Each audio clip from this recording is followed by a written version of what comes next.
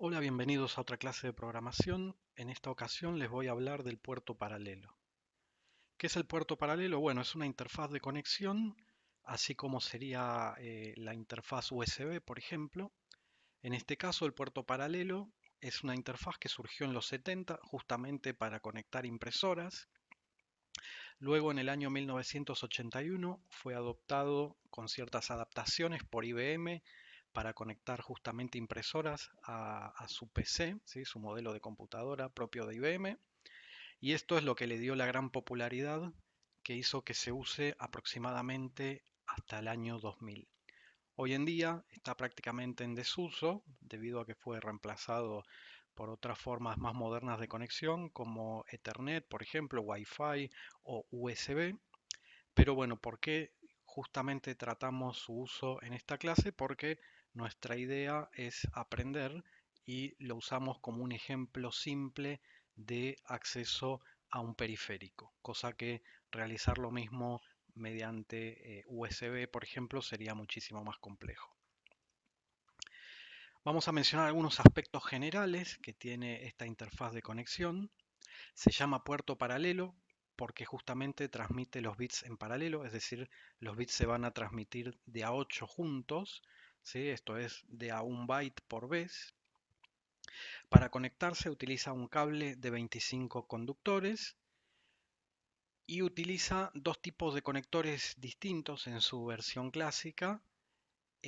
Un tipo de conector que se llama DB25, que es el que se enchufa del lado de la PC, y del lado de la impresora utiliza otro conector con un formato levemente distinto que se llama Centronics.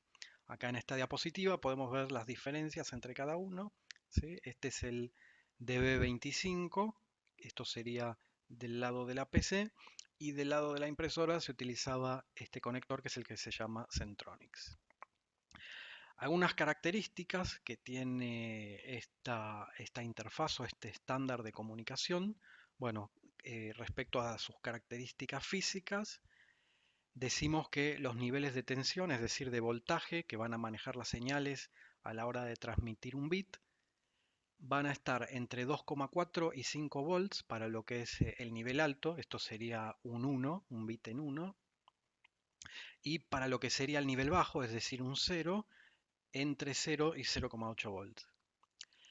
En su versión original, que es lo que también se conoce como modo estándar o SPP, que significa Standard Parallel Port, tenía las características de que era unidireccional. Esto significa que como esto fue pensado para transmitir datos desde una PC a una impresora, bueno, solamente se pueden transmitir datos desde la PC hacia la impresora y no al revés. Y la velocidad de transmisión es de unos 150 kilobits por segundo. Luego, con el tiempo, salieron algunas versiones mejoradas de este estándar de transmisión, por ejemplo, los modos EPP, que significa Enhanced Parallel Port, que salió en el año 1991 aproximadamente, como decimos acá, entre el 90 y el 94. ¿Sí? Este en particular es más o menos desde el año, como les digo, 1991, y que estaba orientado a poder conectar otros dispositivos que no sean simplemente impresoras. Por ejemplo, dispositivos de almacenamiento como podrían ser discos rígidos externos y ese tipo de cosas. ¿Sí? Por eso, fíjense que tiene digamos, tanto este como este tienen la particularidad de ser bidireccionales, es decir, que permiten transmitir datos en ambos sentidos, ¿sí? Y además con velocidades mucho más altas. Fíjense acá que estamos hablando del orden de los 2,5 megabits aproximadamente, que es una velocidad mucho mayor que la de la versión estándar. ¿Sí? Luego del EPP, bueno, salió el SP, que significa Extended Capabilities Port, ¿sí? Que más o menos el objetivo era muy similar y tenía características similares, pero en este caso estaba más orientado al uso de impresoras, pero con mejores prestaciones, ¿sí? Por eso es que tiene también esta mayor velocidad y el uso bidireccional, que concretamente la forma que tenían para hacer esta transmisión bidireccional era hacer uso de varios conductores y varios cablecitos que en la versión original se utilizaban como masa o tierra. Bueno, los utilizaban como retorno para poder recibir bits en el otro sentido, ¿sí? Por eso la forma bidireccional. Bien, acá tenemos un diagrama de los significados de los pines. Esto sería el conector de B25 de la PC. Y este diagrama corresponde a el modo estándar, ¿sí? Que es el más sencillo. Por eso fíjense que estos pines que están marcados de color azul son justamente 8 y corresponden a cada uno de los bits de datos, ¿sí? Siendo este el menos significativo y este el más significativo. Fíjense que están con una flechita saliente, ¿sí? Saliente desde el conector. Eso significa que son datos de salida, ¿sí? Saldrían desde la PC hacia la impresora o el dispositivo que sea. Luego, fíjense que tenemos algunos otros pines con sus señales correspondientes. Si nos fijamos, por ejemplo, los que están en este color rojo un poco más vivo, ¿sí? Más claro, bueno, son lo que se llama señales de control, ¿sí? Que no corresponden a datos que estamos transmitiendo, pero sí que corresponden a controles, ¿sí? O controles significa poder realizar alguna operación sobre el puerto y sobre la impresora o el dispositivo con el que nos estemos conectando. El más importante es este que se llama strobe. Bueno, ¿por qué es importante? ¿O por qué digo que es el más importante? Porque para poder realizar la transmisión y que esos bits que yo estoy transmitiendo efectivamente se puedan leer del otro lado, ¿sí? Por ejemplo en la impresora, bueno, además de enviar esos bits, esos 8 bits por estos pines, bueno, hay que generar un pulso digamos, en este pin, ¿sí? Este pulso va a ser muy corto y lo que va a hacer ese pulso es generar que del otro lado efectivamente se produzca la lectura. Sin eso no estaríamos transmitiendo nada. Después vamos a volver sobre este tema. Tenemos también otras señales de control que son específicas de impresora, que recuerden que es para lo que fue pensado este puerto. Por ejemplo, AutoFeed, que lo que hace es configurar que la impresora, cada vez que recibe lo que sería un carácter ~n, que ustedes conocen del lenguaje C, bueno, si esto está activado, además de resetear la columna, hace que avance un renglón, el papel. Esta otra señal init simplemente es para reinicializar o resetear la impresora. Y esta select lo que hace es poner la impresora en lo que se llama modo online u offline, que en ese momento las impresoras tenían esos dos modos posibles. En un caso permitían imprimir y en el otro no, y eso se podía controlar remotamente. Por último, fíjense que tenemos, bueno, por un lado, todos estos pines verdes que son simplemente la conexión a tierra correspondiente a cada uno de estos conductores de datos. Cada uno tiene su tierra, ¿sí? Por eso están marcados como GND, que significa ground. O sea, no tienen significado lógico, sino que son simplemente a nivel conexión eléctrica.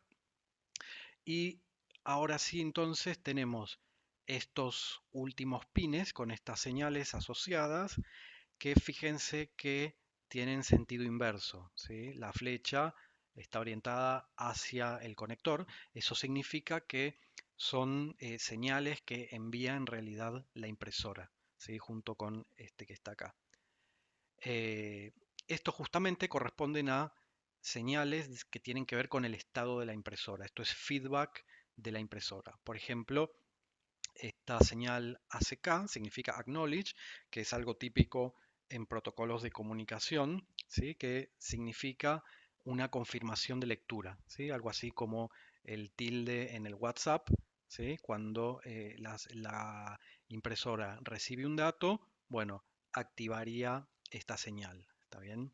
Esta otra señal busy significa que la impresora está ocupada y que por lo tanto no puede recibir más datos porque su buffer está lleno, es decir, no dio abasto a imprimir todos los datos que ya había recibido.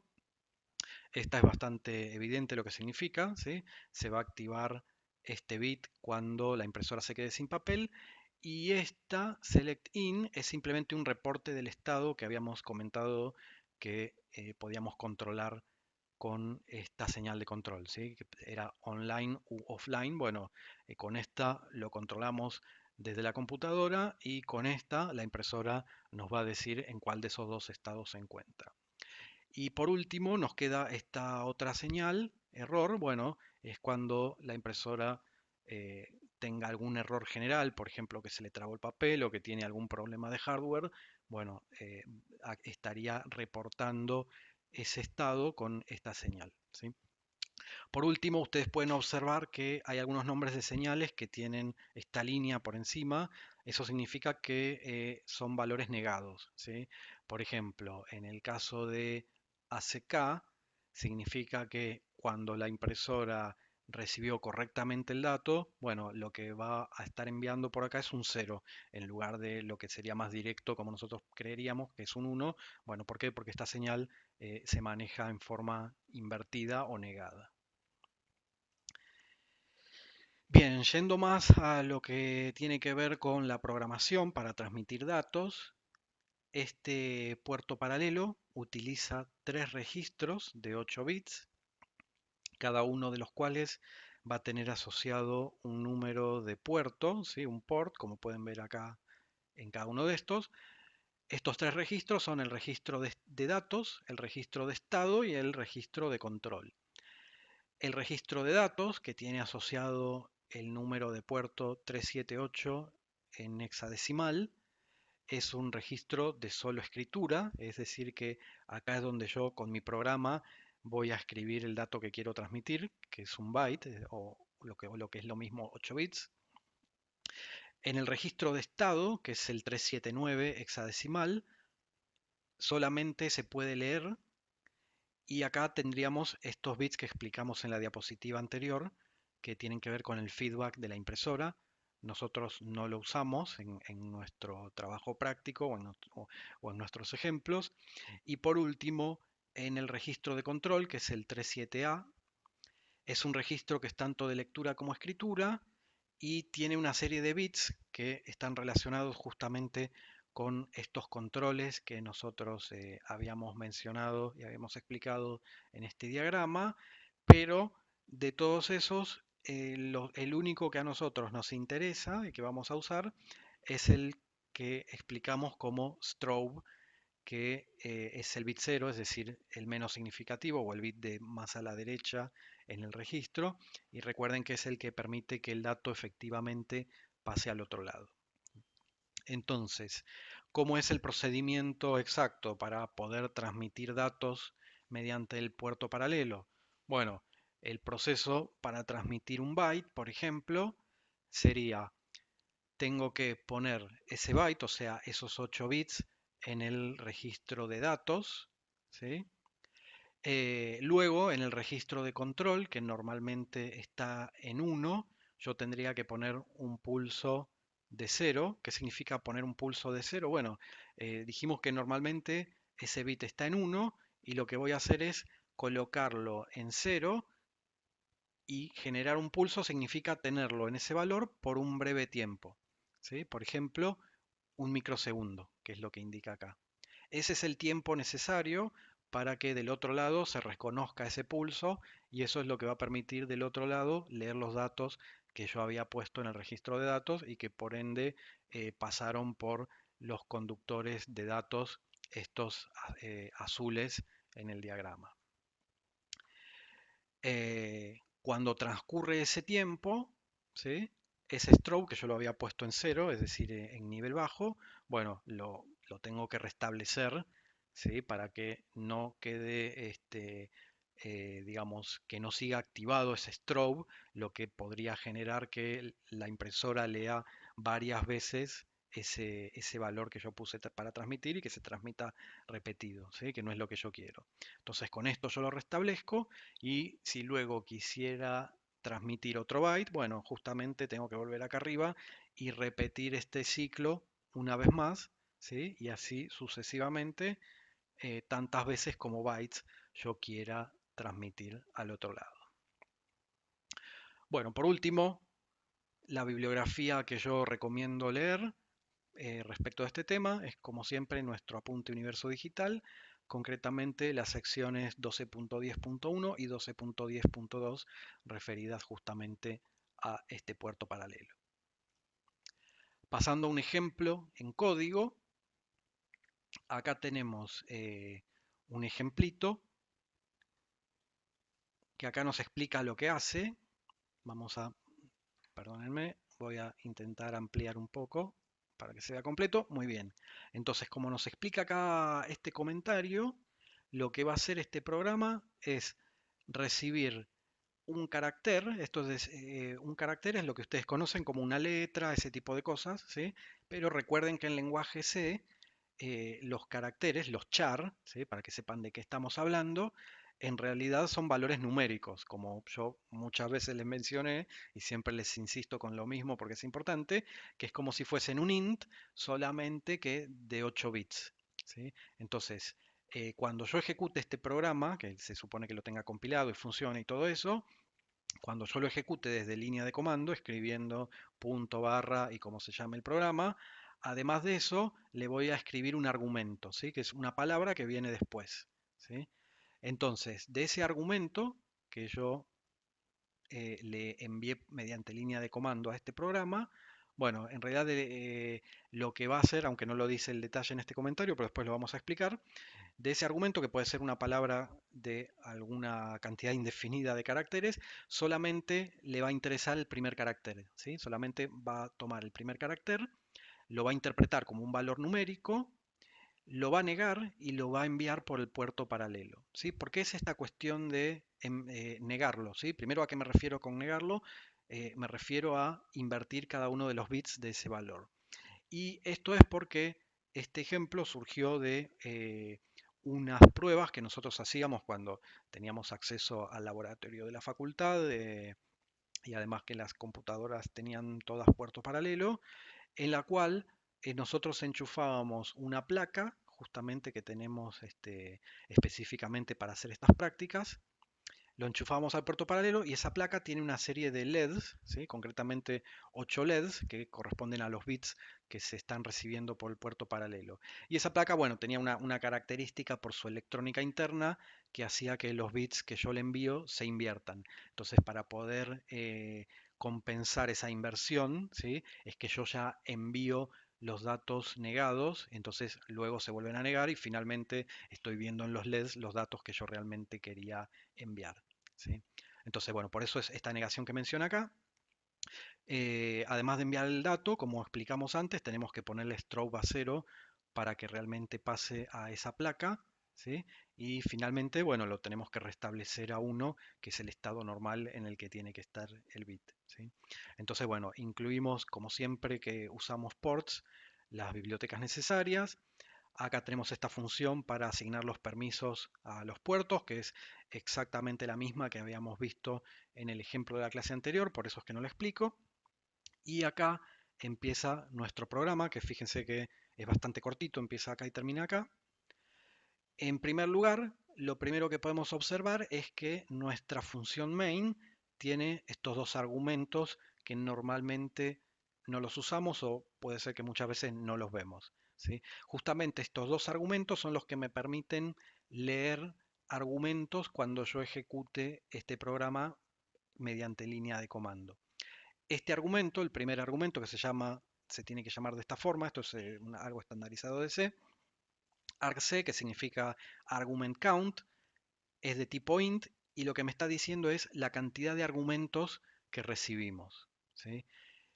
Y por último, este segundo argumento, que ven que es un doble puntero a char, esto es porque es en realidad es un vector de strings. Como yo podría tener más de un argumento, ¿sí? Cada uno de esos argumentos, que son palabras, ¿está bien? O palabras o cadenas de caracteres, como puedo tener más de uno, Bueno, van a ser strings que están dentro de un vector, ¿sí? Un vector de varios strings. Y a su vez, como un string, como ustedes saben, es un vector de char, entonces yo es como que tengo un vector de vectores y eso es lo que genera este doble puntero. ¿Sí? Que, digamos, explicado así parece medio complejo, pero después van a ver que es bastante sencillo de utilizar. ¿Sí? Entonces, lo primero que hacemos es utilizar la función que eh, habíamos escrito acá arriba, ¿sí? Que ustedes ya saben cómo funciona, que es para asignar los permisos a los ports que vamos a utilizar. ¿Sí?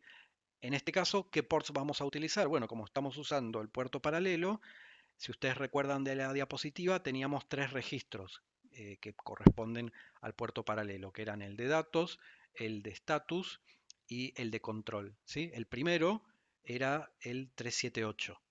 ¿Sí? Entonces, nos damos permisos empezando por el 378 hexadecimal. Ponemos 3 porque vamos a usar tres registros. En realidad hay dos solamente que vamos a usar, pero bueno, como nos queda uno en el medio, para poder hacerlo en una sola operación, me doy permiso al 378, 379 y 37A, ¿sí? Aunque solamente voy a usar el 378 y el 37A.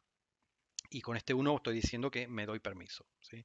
Bueno, eh, luego para demostrar esto del uso de los argumentos, simplemente hago este printf que digo, este programa se llama, y acá voy a mostrar de este vector de strings el primer elemento, ¿sí? Que es un string que yo no lo mencioné, pero siempre en este vector de argumentos, siempre voy a tener como mínimo, aunque yo no le haya pasado ningún argumento, siempre voy a tener como mínimo el elemento 0, que es justamente, me da el nombre del programa que estoy ejecutando. ¿Sí? Por eso es que si quiero saber cómo se llama este programa, lo puedo obtener de acá. ¿Sí? Y es lo que estoy haciendo, mostrando esto como un string.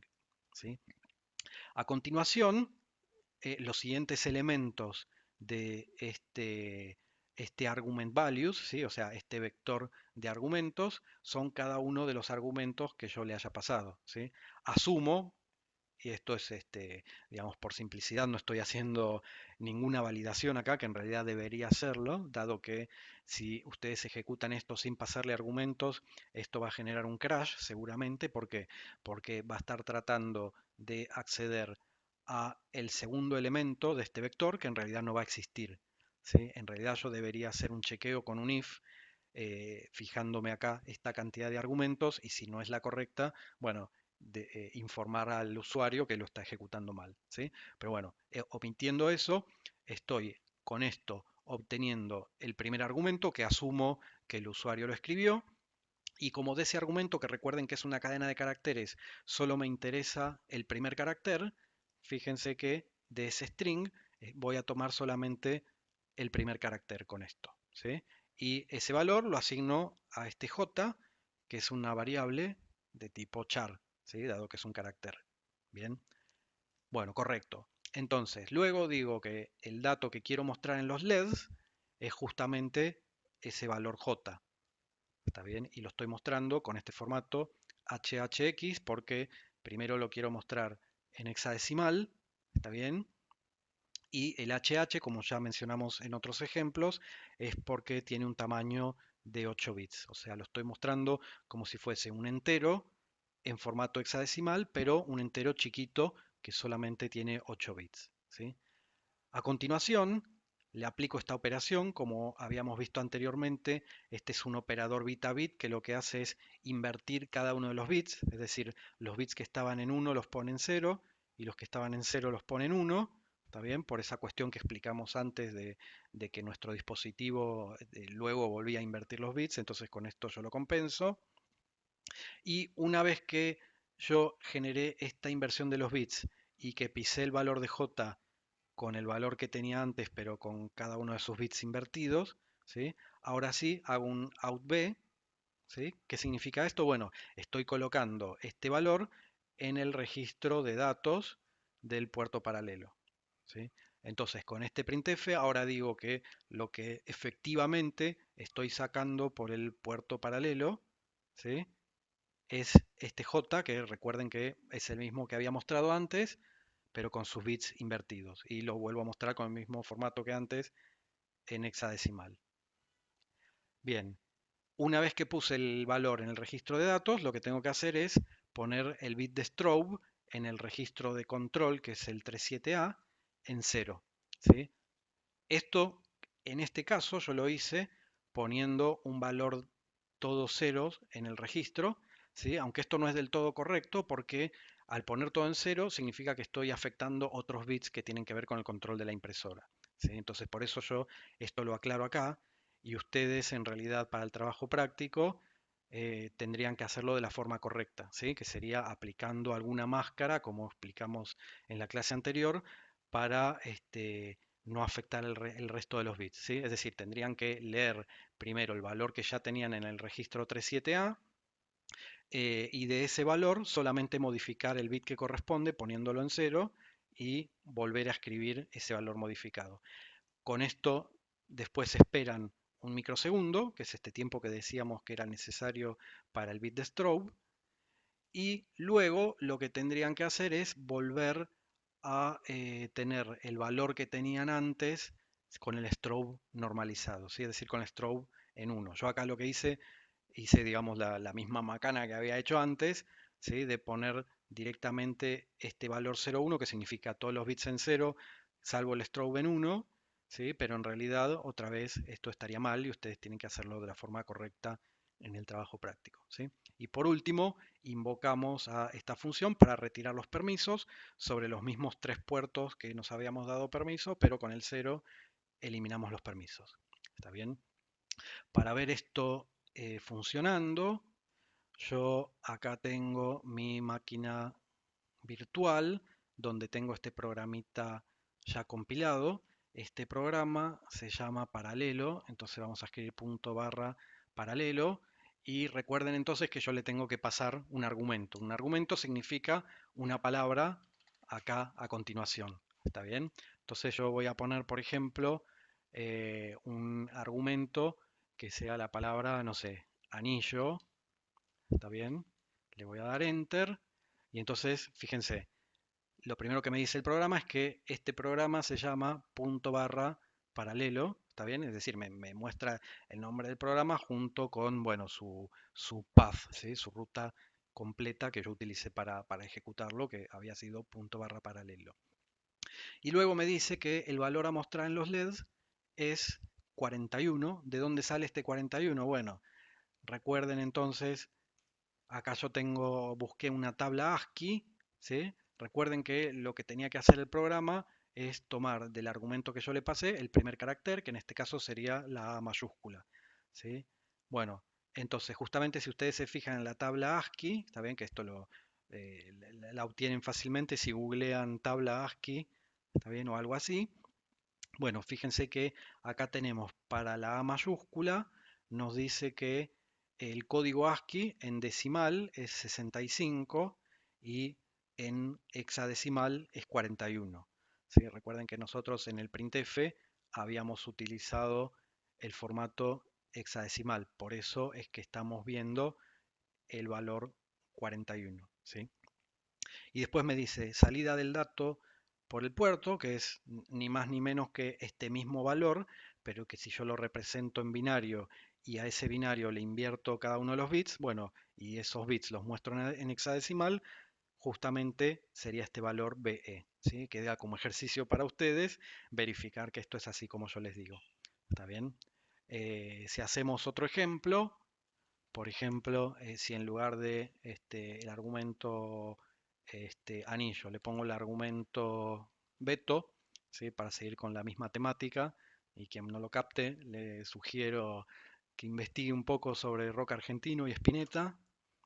Bueno, fíjense que el resultado es similar, solamente que me dice que el dato mostrado a los LEDs, ahora en lugar de 41, que en realidad no sería correcto leerlo como 41 porque esto es hexadecimal, ¿sí? Sería más correcto decir que esto es 41 hexadecimal, ¿sí? No se llama 41 porque no son 4 decenas, sino que son 4 veces 16 más 1, por lo tanto este tampoco es 42, pero bueno, ustedes me entienden, ¿sí? El valor 42 hexa es justamente el código que viene después del 41 hexa, como pueden verificar en la tabla ASCII, y que justamente corresponde a la letra B mayúscula.